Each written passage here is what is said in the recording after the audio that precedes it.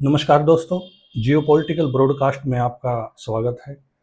दोस्तों, 2 अप्रैल 2025 को Donald Trump ने लिबरेशन डे टैरिफ नाम से एक योजना शुरू की थी। इसमें उन्होंने 2 तरह के टैक्स लगाए थे। सभी कंट्रीज के ऊपर 10% सामान्य टैरिफ, कनाडा और मैक्सिको को छोड़कर, और कुछ देशों पर अलग से हाई टैक्स जो कि 9 अप्रैल से स्टार्ट हुआ था। भारत पर शुरुआत में 25 से 27% टैक्स लगाने की बात की थी, जो कि बाद में 26% पर फाइनल हुआ। लेकिन 1 अगस्त 2025 से 25% टैरिफ इंडिया के ऊपर इंप्लीमेंट हुआ है। उसके अलावा 25% पेनल्टी अलग से, मतलब 50% टैरिफ।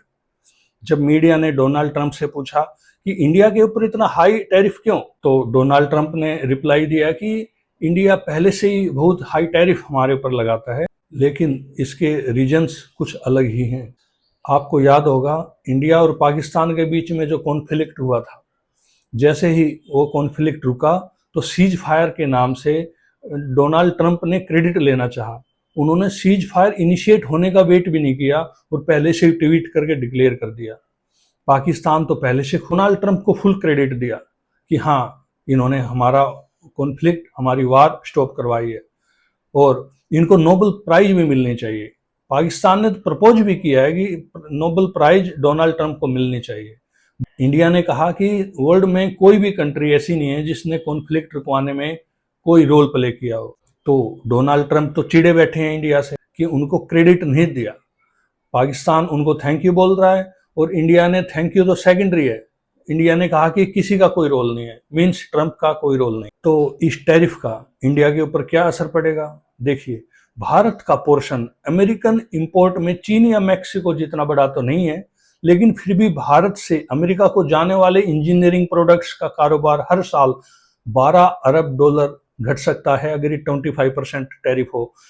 अगर 25% टैरिफ और पेनल्टी कुल मिला के 50% इन टैरिफ का इंडिया के ऊपर क्या असर होगा? देखिए, भारत का पोर्शन अमेरिकी इंपोर्ट में चीन या मैक्सिको जितना बड़ा तो नहीं है, फिर भी भारत से अमेरिका को जाने वाले इंजीनियरिंग प्रोडक्ट्स का कारोबार हर साल लगभग 24 अरब डॉलर घट सकता है अगर ये 50% टैरिफ लगे तो। Textiles, jewellery, medicine, auto parts, ये ऐसे सेक्टर्स हैं जिनको भी नुकसान हो सकता है।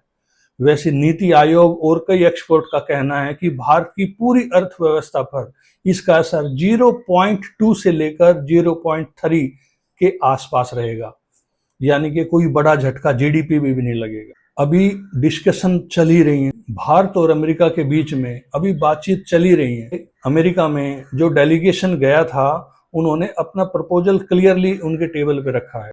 अब 25 तारीख को, यानी कि 25 अगस्त 2025 को अमेरिका का डेलीगेशन इंडिया में आएगा और उस पर फाइनल डिसीजन लिया जाएगा।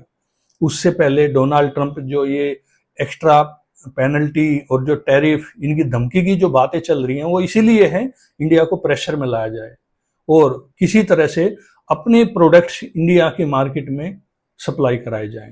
अमेरिका कहता है कि 2030 तक दोनों देशों के बीच 500 अरब डॉलर का व्यापार होना चाहिए, जिसे मिशन 500 कहा जा रहा है।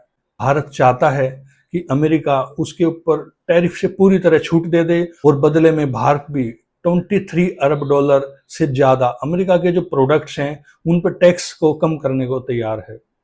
लेकिन एग्रीकल्चर जैसे गेहूं, दूध, चावल पर इंडिया कोई रियायत नहीं देने वाला।